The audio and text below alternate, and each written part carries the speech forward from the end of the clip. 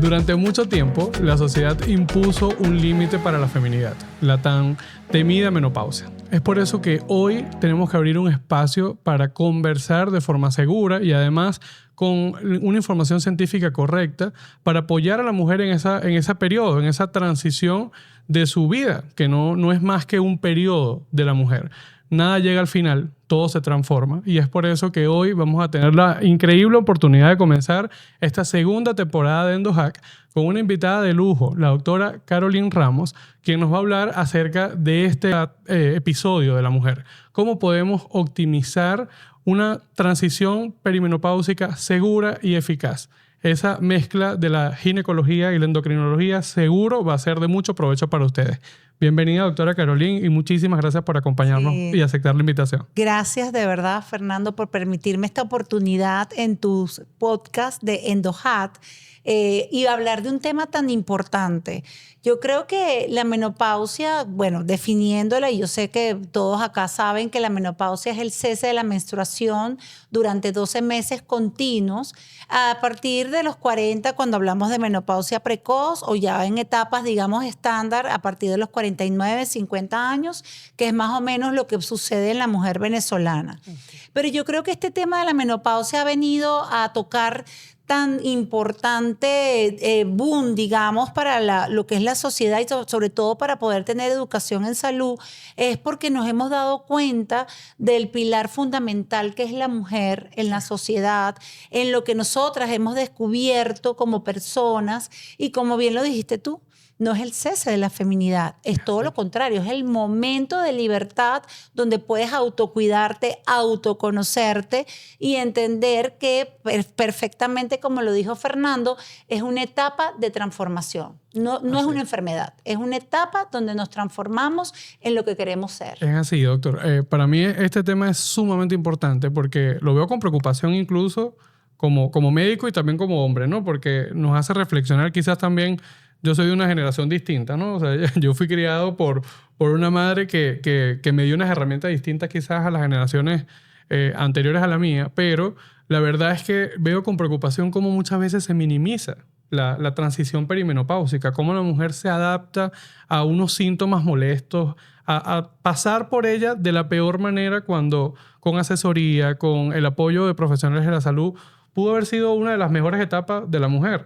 Y me llama la atención cómo la sociedad aún sigue y algunas mujeres en nuestro país siguen pensando que no es prudente conversar con su médico acerca de esta etapa.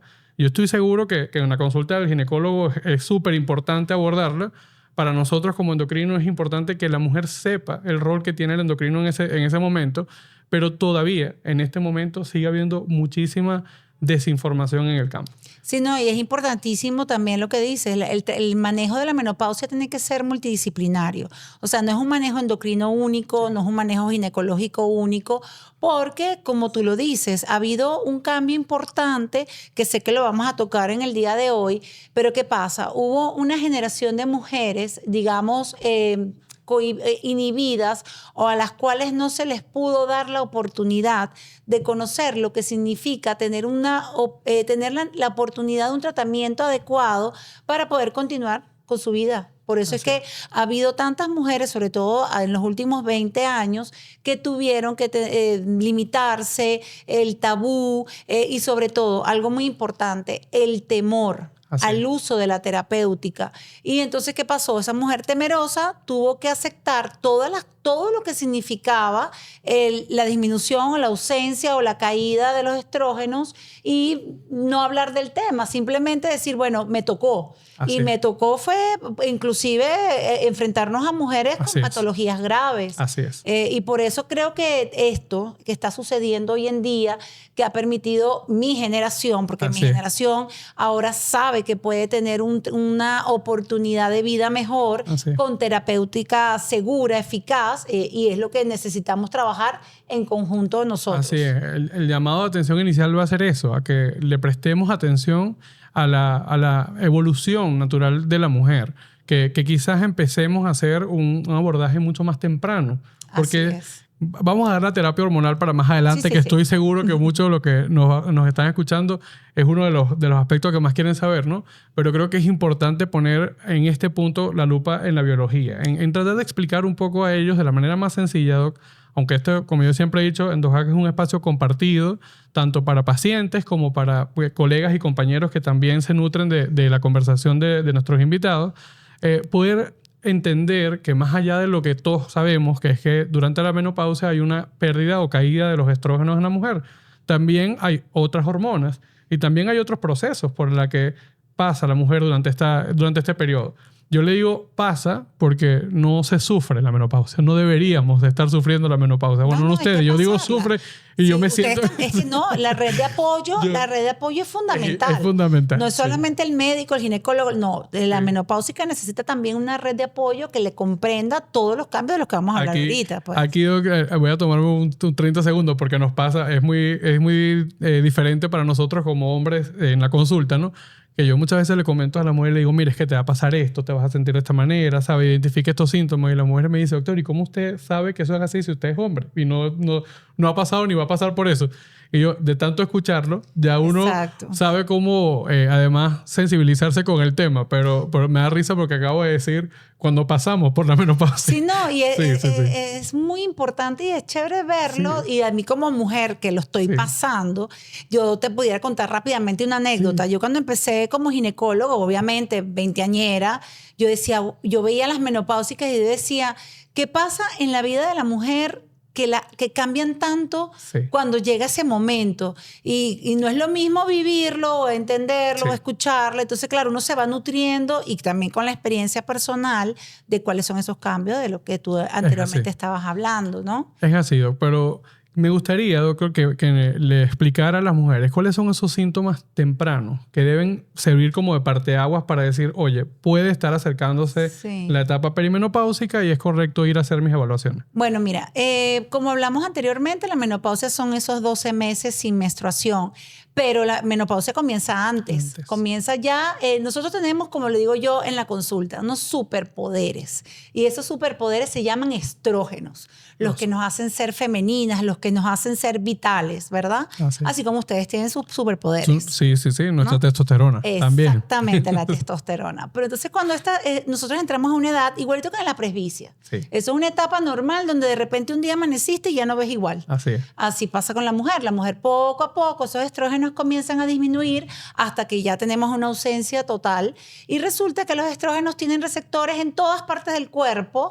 Y por eso es que es tan importante comprender que en esta etapa, si yo te estoy diciendo a ti que tienes un superpoder que desaparece, además de que va a empezar a bajar la testosterona natural de la mujer, los neurotransmisores también cambian. Entonces comienzan esos cambios digamos, en todo lo que la mujer es como tal.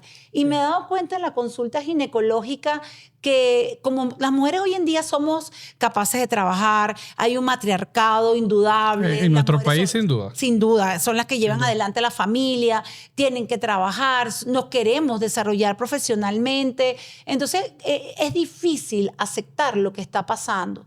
Una de las cosas que podemos ver en la consulta previa a la menopausia es los cambios de la menstruación. Y eso es importante que también lo tengan claro. Las mujeres en la perimenopausia nos volvemos adolescentes. Es decir, comienza un dolor mamario que antes no existía, un acné que antes no tenías, unas reglas irregulares. Pero cuando ya estamos en el periodo franco de la menopausia, parece mentira, la regla es más abundante. Empiezan esas reglas, esos sangrados abundantes que tú dices, viene la consulta a decirte, mira, la regla me cambió. Ahora tengo una regla muchísimo mayor. Y digo, mira, tranquila, estás entrando en la menopausia. Qué buena noticia. Ya falta poco, ya falta poco. Porque la menopausia, como lo dice Fernando, hay que transitarla, hay que vivirla, hay que pasarla y comprenderla. Y creo que de los cambios perimenopáusicos más comunes es ese. Pero cuando ya estamos en la menopausia, el sofocón, el trastorno vasomotor, que te lo voy a decir como experiencia personal. Muy bien. El calorón no es un calorón solamente. Es una debilidad en el cuerpo, una cosa... Ausencia de energía. La mujer lo define como, doctor... Se me caen los brequeros. Exactamente. Una cosa que tú sientes que algo sube y después cuando baja, cae. te apaga. Eso es normal. Eso, diga, muchacha, es normal. Y esto es porque justamente esa disminución de los estrógenos a nivel del sistema nervioso central comienza a haber cambios en la regulación del calor y empieza el insomnio.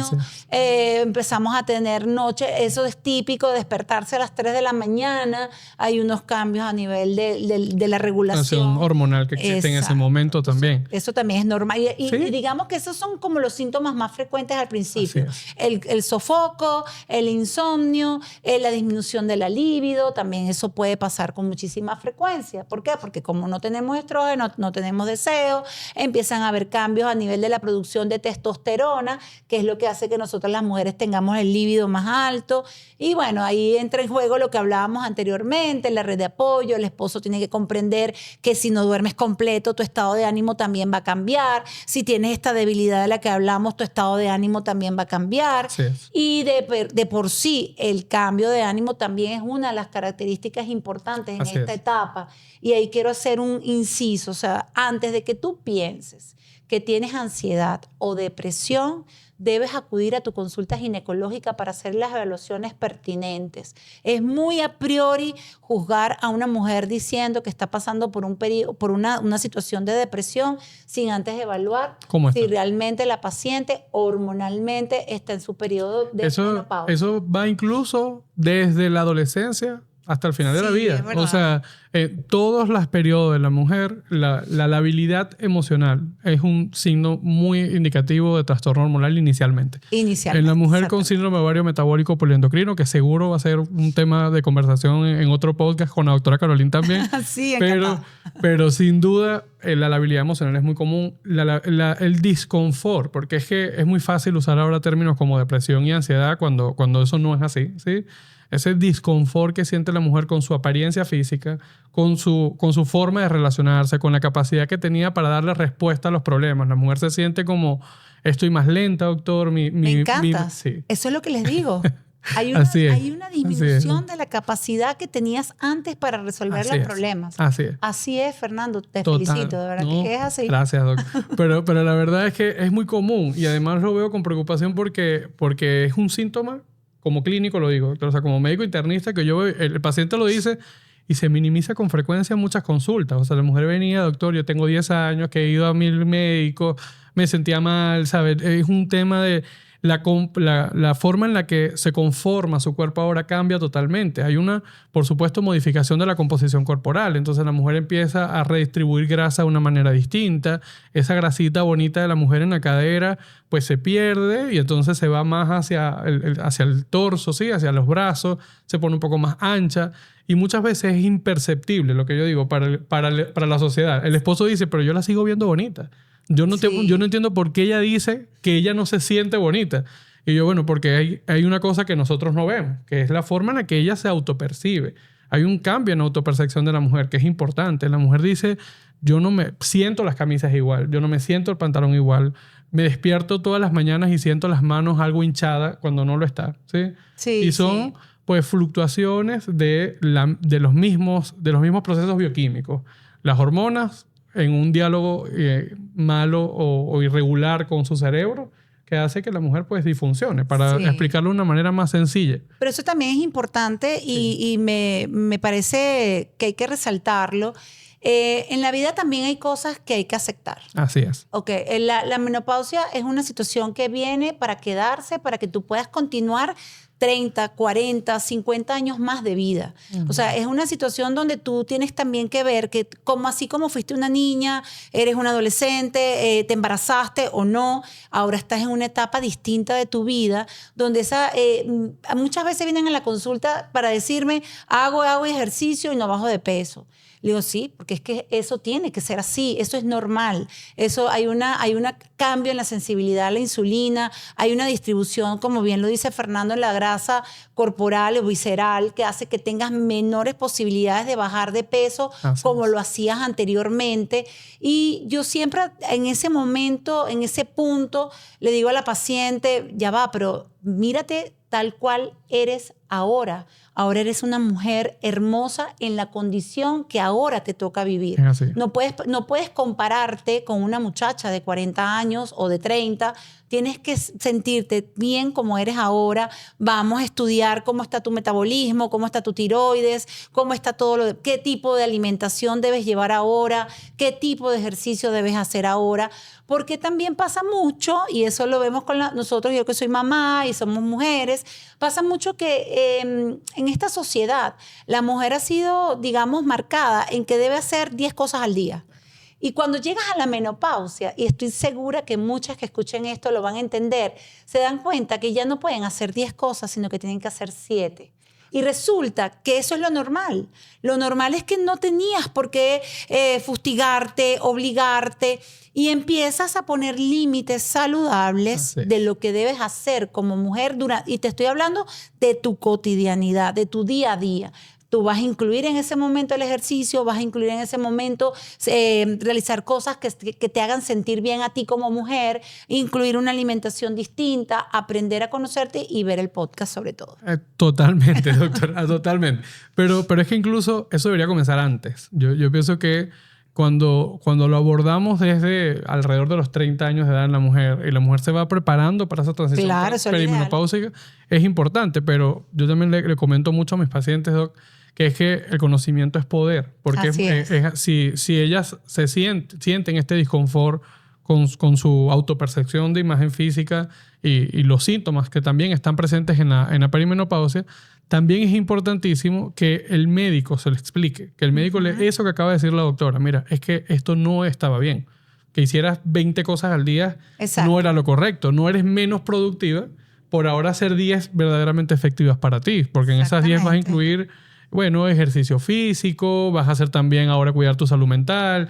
Ya probablemente si en tu plan estuvo la maternidad, pues ya tus chamos también están en otra etapa, entonces ya no tienes esa responsabilidad y es momento de volver a ti. O sea, de encargarte de ti, de tu salud, de que todo esté bien y además de lograr una longevidad lo más efectiva posible. Partiendo de un principio, que si sabes cuáles son los procesos, lo vas a aceptar. El problema es que cuando no lo sabemos, o no lo sabe la mujer, igual pasa en el hombre también va a pasar por la andropausia, ¿sí? Pues hay una lucha mente, ¿sabe? Con la realidad constante que produce también condiciones a largo plazo. Pero yo las voy a defender a las mujeres. Siempre. Las voy a defender. Eso es verdad. Completamente de acuerdo y gracias a Dios existen estas oportunidades para poder educar a las personas. Pero solamente en la menopausia es como que te entiende. Hay un golpe de realidad porque es como yo veo al ser humano. El ser humano es cuerpo, mente y alma. Es así. Y entonces tiene que pasar algo en tu cuerpo para que tú empieces a pensar realmente lo que tu alma necesita para estar bien. Sí, para ir como cerrando esta idea inicial, yo creo que es muy complejo. O sea, quizás desde el punto de vista de los pacientes y la sociedad es que esto es una enfermedad que nosotros tratamos como médicos y cuando el personal de salud lo percibe como enfermedad, pues no lo maneja de la forma correcta.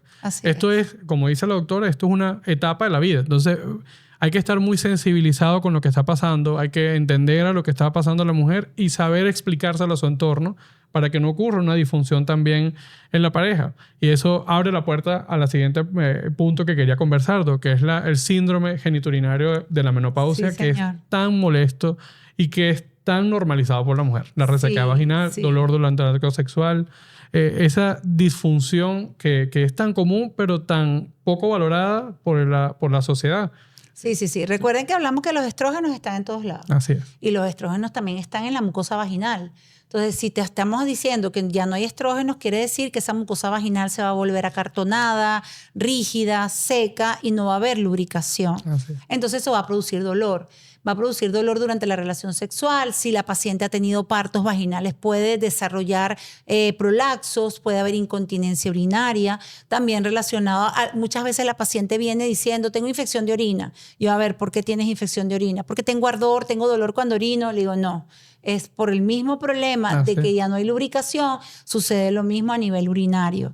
Entonces, ¿qué pasa? La mujer empieza, que además, como hablamos anteriormente, no hay testosterona, no tienes deseo, y además agregamos que tienes el problema mental de que porque yo antes hacía 10 cosas y ahora hago 7. Entonces, todo se vuelve Un caos, perfecto. caos para no tener vida sexual. Así es. Porque además también, como decías tú, empiezo a verme diferente, no quiero estar, me siento menos. Entonces, todas estas cosas hay que no normalizarlas, sino buscar la manera de poder ayudar a la paciente a que tenga vida sexual, porque la vida sexual, el deseo, el orgasmo, el amor, también son parte del tratamiento o de poder continuar con una vida normal en este periodo tan importante de nuestra vida. Y gracias a Dios existen todos los tratamientos posibles.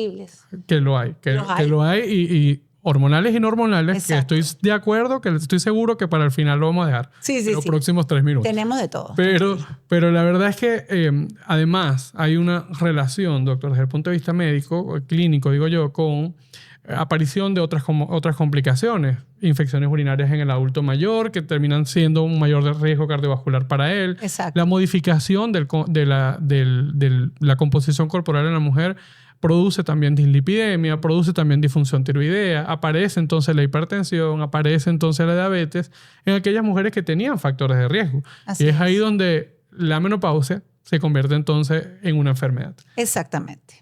La menopausia tiene que ser comprendida como una etapa de transformación y transición de la vida de la mujer, pero también hay riesgos. ¿Por qué? Porque la mujer cuando pierde los estrógenos empieza a tener la misma riesgo que el varón para la enfermedad cardiovascular, que es la primera causa de muerte en la mujer. Y no se imaginan toda la cantidad de mujeres que tuvieron patología y tuvieron este desenlace en estos últimos 20 años por no haber permitido o por haber hecho un mal estudio con respecto al uso de la terapia de reemplazo hormonal y a lo que también se sometió, la osteoporosis, las fallas a nivel de la vida sexual, todo esto que de verdad es lamentable haberlo tenido que pasar. Que ver a largo plazo. Yo lo veo en la consulta y asumo la responsabilidad de la medicina, pero la verdad es que, bueno, no me tocó a mí hacerlo en ese momento, pero es verdad que la terapia de reemplazo hormonal durante algún tiempo, pues la evidencia científica no estuvo a favor y no estuvo a favor porque no había evidencia, que eso es,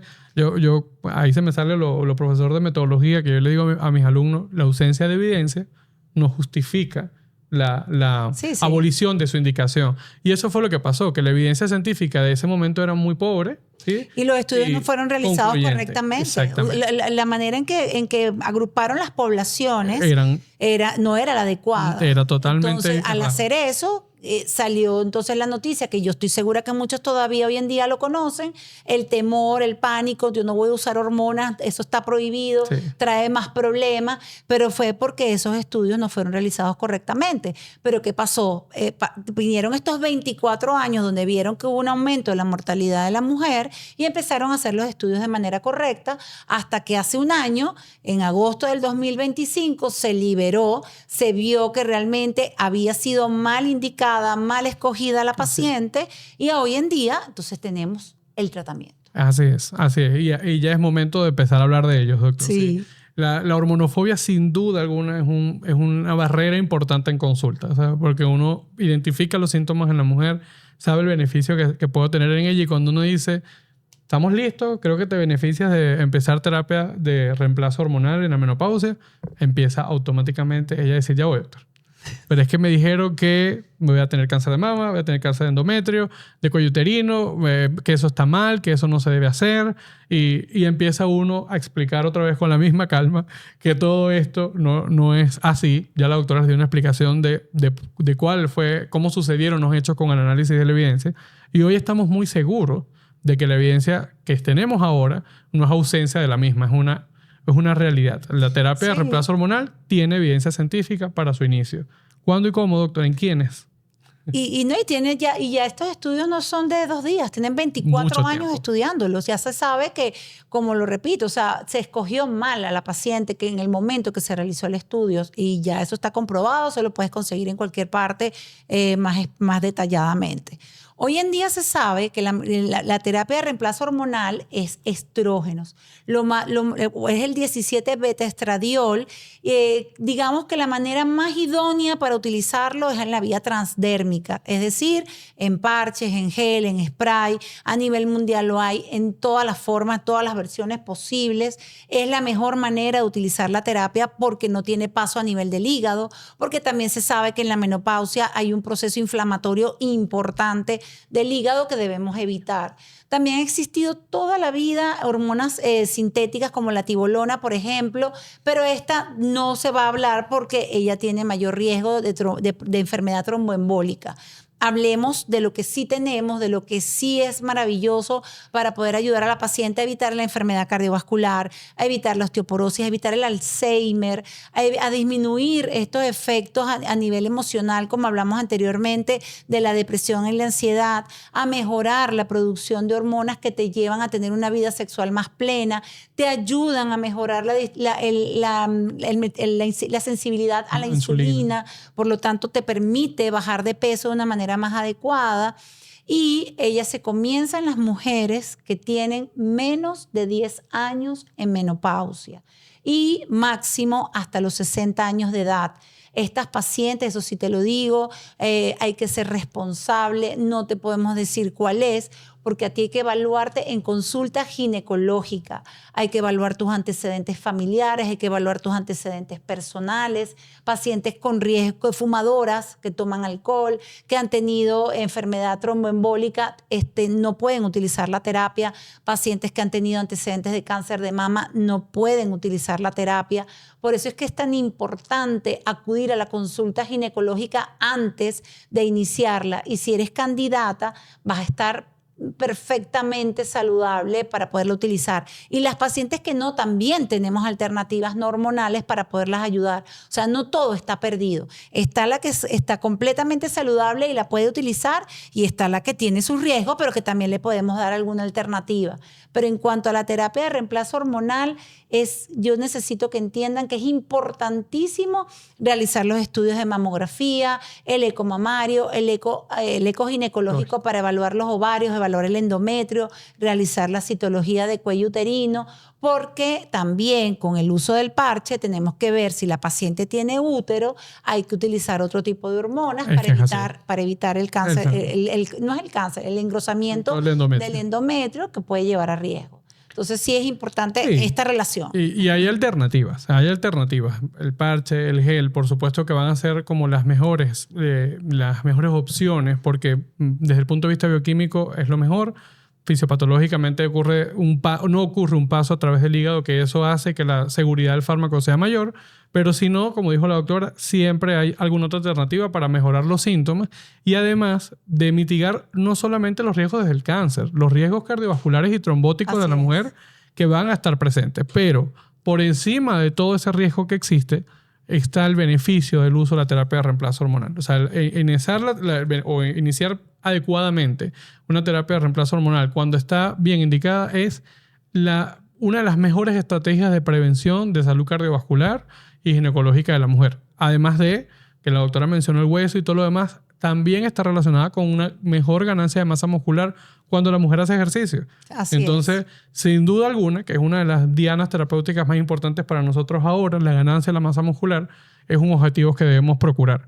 Pero también hay un tema de rehabilitación del piso pélvico que es importante, tanto para la función sexual como para mejorar también la salud general de la mujer. Porque a esa edad, pues en la medida en la que la mujer va avanzando en edad también, ocurre un proceso de envejecimiento fisiológico y entonces se relaciona también con prolapsos vaginales y otro tipo de alteraciones más estructurales, mecánicas del aparato sexual femenino, y ahí es importante también hablarles un poquito acerca de la importancia de la fisioterapia, de la rehabilitación del área. Bueno, realmente el piso pélvico tiene también se debilita por la deficiencia de hormonas.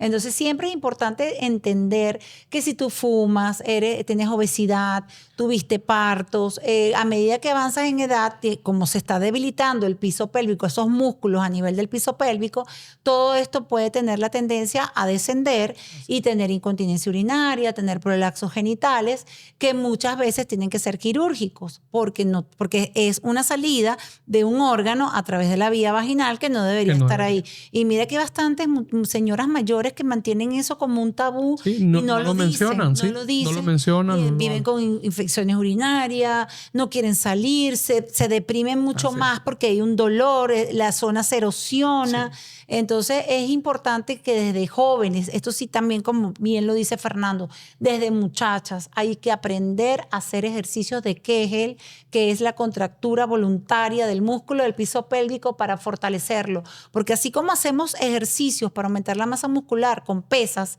en el gimnasio, también tenemos que aprender a hacer ejercicios que fortalezcan el piso pélvico. Así es, Doc. Se nos está acabando el tiempo, aunque estoy seguro que hubiésemos podido seguir hablando 2 horas más. Pero la verdad es que creo que es importantísimo en áreas de lo que buscamos en EndoHack darle también mensajes muy claros a las pacientes. Yo siempre les he dicho que al final le regalamos 3 hacks, 3 trampas. ¿Cómo cree que usted que es lo más importante que usted le podría regalar a las mujeres que nos están escuchando y a los hombres también que van a estar pendientes de la salud de sus mujeres cercanas, la mamá, la hermana, la esposa, sus amigas? ¿Cuál cree usted que son esas 3 indispensables para una transición perimenopáusica segura y sana? Mire, la menopausia, como bien lo hablamos hoy, ya saben, no es una enfermedad, es una etapa más de la vida de la mujer que debe ser tratada como, no es el fin de la plenitud. Es una transformación de tu vida que debes llevar con paciencia, con autocuidado, con comprensión.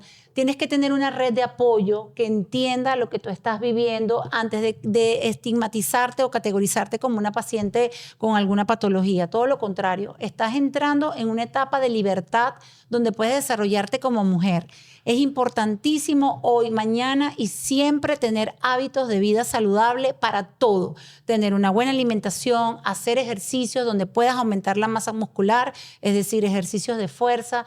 Tienes que tener higiene del sueño. Es importantísimo que aprendas y también a escoger lo que vas a ver, lo que vas a consumir, aprender a dormir completo en la noche, tener la capacidad de limitar lo que no te hace bien, eliminar todo aquello o todas aquellas relaciones tóxicas que puedan hacerte daño y sobre todo comprender que todo lo que tú estás haciendo está bien. Porque es para ti, para estar sana, porque de aquí, de la menopausia, a todo el resto de tu vida está comenzando realmente lo que es tu vida. Bueno, yo creo que con ese mensaje a la doctora no hay forma de cerrar de una mejor manera. Así que gracias, doctora Caroline, por acompañarnos. Infinitamente agradecido por este espacio de conversación para nuestras pacientes, que estoy muy seguro que va a ser de muchísima ayuda para ellas y también para todos aquellos colegas que nos acompañaron durante el día de hoy, que estoy seguro le van a dar más atención en consulta a vigilar la salud femenina de una manera más sensible, una manera mucho más humana, que no vea solamente la enfermedad en ella, sino el acompañamiento seguro de las etapas de la mujer. Que también vamos a poder hablar de esas mismas etapas en el hombre al final de esta temporada, pero la invitación es a que nos acompañen todos los lunes desde el día de hoy hasta finales de octubre a las 7 de la noche en el canal de YouTube. Vamos a tener la oportunidad de estar conversando de temas interesantísimos, tal como el que tuvimos el día de hoy. La próxima semana vamos a poder hablar acerca de los beneficios de los análogos receptores GLP-1 sobre el cerebro y el sistema nervioso. Estoy seguro que es un área en el que hay muchísimo interés y además vamos a estar acompañados de un invitado de lujo. Así que los esperamos el próximo lunes a las 7 de la noche en nuestro canal de YouTube.